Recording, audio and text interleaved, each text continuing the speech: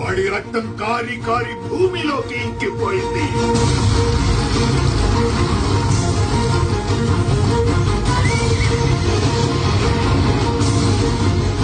వాడి శరీరం మంటల్లో కాలి కాలి బూడిదైపోయింది.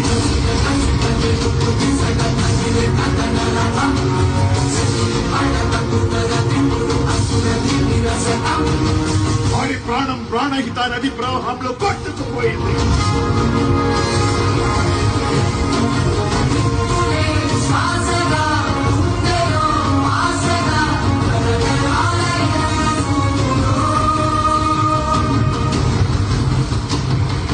కాలిన బూడిద గాలిలో చల్లా చెదురైపోయింది.